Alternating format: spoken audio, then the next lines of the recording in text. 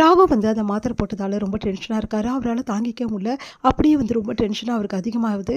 அதனால அவர் ஒண்ணும் புரியாம அப்படியே ரொம்ப டென்ஷனா அப்படியே இருந்துட்டே இருக்காரு. அபி வந்து ராகவ் கிட்ட ஹெல்ப் கேட்கலாம். அவர்கிட்ட எல்லா விஷயத்தையும் சொல்லலாம் அப்படின்னு சொல்லிட்டு அபி வந்து பார்க்குறாங்க. பார்த்தா வந்து ராகவ் ரொம்ப டென்ஷனா இருக்கிறத பார்த்து ஒண்ணும் புரியாம அபி யோசிக்கிறாங்க. இவர் ஏன் இவ்ளோ டென்ஷனா இருக்காரு? நார்மலா இல்லாம ரொம்ப டென்ஷனா இருக்காரு அப்படின்னு சொல்லிட்டு கைய பிடிக்கிறாங்க. கைய உதறி விடுறாரு. எனக்கு முடியல. நான் படுக்கிறேன் அப்படின்னு சொல்லிட்டு போய் படுக்கிறாரு. என்ன இவர் நார்மலா இந்த மாரிலாம் பேச மாட்டாரே! இவருக்கு என்னதான் ஆச்சு? அப்படின்னு சொல்லிட்டு யோசிக்கிறாங்க. சரின்னு சொல்லிட்டு உள்ள ரூமுக்கு வராங்க. ராகவ் வந்து அப்படியே வந்து படுத்துட்ருக்காரு. என்ன பண்ணுறதுன்னு தெரியாம யோசிச்சுட்டு திரும்பி பார்க்குறாங்க. பார்த்தா ஒரு டேப்லெட் வந்து கீழ கொட்டியிருக்கு. அத கையில எடுக்குறாங்க. இது இவரோட பிபி மாத்திரையாச்சே கீழ இருக்கு.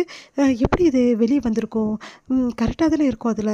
ஒண்ணும் புரியலையே அப்படின்னு சொல்லிட்டு அவரோட அந்த டேப்லெட்டோட அந்த பாட்டில எடுத்து மறுபடியும் அந்த டேப்லெட்ட போட்டு வச்சு அந்த டேப்லெட்ட பார்க்குறாங்க. இந்த மாத்திரை தான் இவர் சாப்பிட்றாரு. சரின்னு சொல்லிட்டு மறுபடியும் அந்த டேப்லெட் அங்கேயே வச்சுடுறாங்க.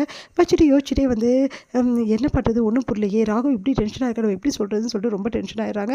வந்து ஃபோன் பண்ணி நீ ஏன் வீட்டை விட்டு போகல அப்படின்னு சொல்லிட்டு அந்த பர்சன் வந்து மிரட்டுற அந்த பர்சன் கேட்குறாரு. அதை கேட்டுட்டு அபி வந்து நான் ஏன் வீட்டை விட்டு போகணும், உன்னை போலீஸில் மாட்டி விடுறேன், போலீஸில் மாட்டி விட்டீங்கன்னா நான் சொன்ன மாதிரி தான் நடக்கும் அப்படின்ற மாதிரி சொல்கிறாரு. இவனை இப்படியே விடக்கூடாதுக்கா, எப்படியாவது போலீஸை சொல்லியே ஆகணும்னு சொல்லிட்டு அங்கே ஒர்க் பண்ணுற ஸ்டாஃப் கிட்ட சொல்கிறாங்க. அபி அவங்க வந்து உனக்கு எது சரிப்படுதோ அது செய் அபி அப்படின்னு சரின்னு சொல்லிட்டு அபி என்ன பண்ணுறாங்க, போலீஸ் ஸ்டேஷனை சொல்கிறதுக்காக வண்டி எடுத்துகிட்டு வந்துகிட்டே இருக்காங்க. அப்போ வந்து இங்கே வந்துட்டு போலீஸ் ஸ்டேஷனுக்குள்ளேயும் வந்துடுறாங்க.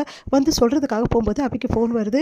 ஃபோனில் வந்து அந்த பர்சன் வந்து இந்த வீடியோவை உனக்கு அனுப்பிச்சிருக்கேன்ல, இதே வீடியோவை இப்போ எல்லா இடத்துக்கும் அனுப்ப போகிறேன். ஏன்னா நீ போலீஸ்க்கு போயிட்ட, இதுக்கப்புறம் என்கிட்ட அந்த வீடியோ வச்சுருந்து என்ன பிரயோஜனம்? அதுக்கப்புறம் போலீஸ் என்னை அரெஸ்ட் பண்ணும், அதுக்கப்புறம் வந்து நான் தான் மாட்டுவேன். இதெல்லாம் எனக்கு தேவையா? அதனால் இந்த 2 செகண்டில் நான் எல்லாருக்கும் அனுப்பிச்சி விட்றேன். அப்புறம் என்ன அந்த அந்த வீடியோவில் இருக்க அந்த லேடிஸ் எல்லாருக்கும் ஒரு வழி ஆகிடும், அவங்களும் மேலே போயிடுவாங்க, அந்த படி உன் மேலே விழுந்துடும், உன் கடையும் வந்து வந்து இருக்காது அப்படின்னு சொன்னோன்னே அதிர்ச்சி அடைகிறாங்க. என்ன மேடம் எதுக்காக வந்தீங்க அப்படின்னு சொல்லிட்டு போலீஸ்கிட்ட கேட்டோன்னே ஒன்றும் இல்லை அப்படின்னு சொல்லிட்டு அபி வந்து அங்கேருந்து கிளம்புறாங்க. இப்படி பண்ணுறானே அந்த ஆள், சொல்லவும் விட மாட்டேங்கிறானே என்ன, நான் என்ன தான் செய்யறது, நான் போகிற இடம் வர இடம்லாம் நல்லா வந்து வாட்ச் பண்ணுறானே அப்படின்னு சொல்லிட்டு அபி கலங்கி போகிறாங்க. அடுத்து வந்து ராகவ் வந்து வண்டியில் வந்துக்கிட்டே இருக்காரு. அபி பார்க்குறாங்க, என்ன ராகவ் மாதிரி தெரியுது அப்படின்னோடனே அந்த வண்டி ஓட்டவே முடியல ராகவால். அப்படியே சட்டுன்னு வந்து பிரேக் போட்டு அப்படியே நிறுத்திடுறாரு. ஓடி போய் அபி பார்க்குறாங்க. அப்படியே ராகவ் மயக்கத்தில் இருக்காரு. அபி அதிர்ச்சி அடைகிறாங்க. உடனே ஹாஸ்பிட்டலில் எடுத்துன்னு போய் அபி சேர்க்குறாங்க. அப்போ வந்து ராகவ் வந்து இந்த மாதிரி வந்து ஓவராக பிபி அதிகமாக இருக்குது அவருக்கு அப்படின்றாங்க. அதிர்ச்சி அடைகிறாங்க. எப்படி பிபி அதிகமாக முடியும், பிபி மாத்திரை கரெக்டாக எடுக்கிறாரு டாக்டர் அப்படின்னு. இல்லை, அவருக்கு அதிகமாக பிபி ஆகிற மாதிரி ஏதோ ஒரு விஷயம் அவரோட உடம்புல கலந்துருக்கு அப்படின்னு சொல்லிட்டு டாக்டர் சொல்கிறாரு. ரொம்ப அதிர்ச்சியாக இருக்குது அப்படின்னு நினச்சி பார்க்குறாங்க. பார்த்தா அந்த டேப்லெட் அன்றைக்கி எடுத்து கையில் எடுத்து பார்த்ததை வந்து யோசிக்கிறாங்க. ஒருவேளை டேப்லெட்டால் ஏதோ பிரச்சனையோ அப்படின்னு சொல்லிட்டு டாக்டர் ஒரு நிமிஷம் அப்படின்னு சொல்லிட்டு யோசிச்சுட்டே என்ன பண்ணுறாங்க, டாக்டர் வேறு ஏதாவது மாத்திரை எழுதி கொடுக்குறீங்களா, ஆல்ரெடி அவர் யூஸ் பண்ண டேப்லெட் இருக்கா அப்படின்னோடனே சரிங்க டாக்டர் நான் ஒரு நிமிஷம் இப்போ எடுத்துகிட்டு வந்துடுறேன் அப்படின்னு சொல்லிட்டு வீட்டுக்கு வந்து அப்படியே அந்த டேப்லெட் எடுத்துகிட்டு போகிறாங்க. எடுத்துகிட்டு போய் டாக்டர் கிட்ட காட்டுறாங்க. டாக்டர் இந்த டேப்லெட் தான் அவர் யூஸ் பண்ணுறாரு அப்படின்னோடனே உடனே டாக்டர் வந்து கொட்டி பார்க்குறாங்க. கொட்டிட்டு அந்த டேப்லெட்டை வந்து இப்படி பண்ணி பார்க்குறாங்க. பார்த்தோன்னா அபி இந்த டேப்லெட்டே நான் கொடுக்கலையே அப்படின்னோடனே அதிர்ச்சி, நீங்கள் தானே டாக்டர் கொடுத்தீங்க, இதோட பாருங்கள், இதோட மேலே மூடி கூட அப்படி தான் இருக்குது, அந்த பாட்டில் கூட பாட்டில் வேணாம் அப்படியே இருக்கலாம், ஆனால் உள்ளே இருக்க டேப்லெட் நான் கொடுத்தது இல்லை அபி அப்படின்னோடனே அதிர்ச்சி அடைகிறாங்க.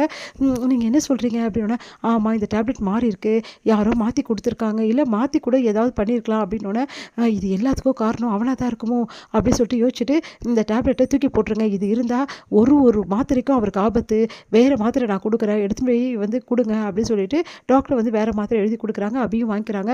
இதுக்கப்புறம் இவரோட மாத்திரையை நம்மளே கொடுக்கலாம், நம்மளே வச்சுருக்கலாம், அங்கே வச்சிருக்கக்கூடாது, அப்படி மிஸ்யூஸ் பண்ணுறாங்க அப்படின்னு சொல்லிட்டு அபி யோசிக்கிறாங்க.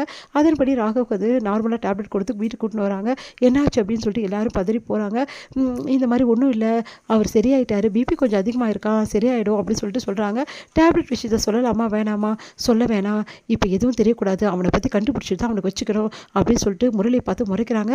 என்ன இவன் நம்மளுக்கு நார்மல் இல்லாமல் முறைக்கிறாளே, இவன் வீட்டை விட்டு போவான்னு பார்த்தா ஒன்றும் போக மாட்டேங்கிறாளே, இப்போ என்ன பண்ணுறது அப்படின்னு சொல்லிட்டு யோசிக்கிறார் முரளி. இங்கே வந்து அபி வந்து யோசிச்சுட்டு எப்படியாவது வந்து ராகவ் கிட்ட இந்த விஷயத்த சொல்லியே ஆகணும், ராகவ் இப்போ மோஸ்ட்லி வந்து நார்மல் ஆகிடுவார், நாளைக்கு முதல் வேலையாக ராகவ் கிட்ட இந்த எல்லா விஷயத்தையும் சொல்ல போகிறேன், கண்டிப்பாக ராகவ் நம்மளுக்கு ஹெல்ப் பண்ணுவார்னு சொல்லிட்டு அபி யோசிக்கிறாங்க. இங்கே வந்து அந்த டேப்லெட் எடுத்து பார்க்குற வேலை இதெல்லாம் முரளி தான் செஞ்சுருப்பானா, அதை கண்டுபிடிக்கணும் அப்படின்னு சொல்லிட்டு வெளியே வராங்க. உடனே வந்து என்னாச்சு அபி, இப்போ ராகவ் எப்படி இருக்காரு அப்படின்னா நல்லா இருக்காரா அப்படின்னு சொல்லிட்டு டென்ஷனாக வர்றார் முரளி.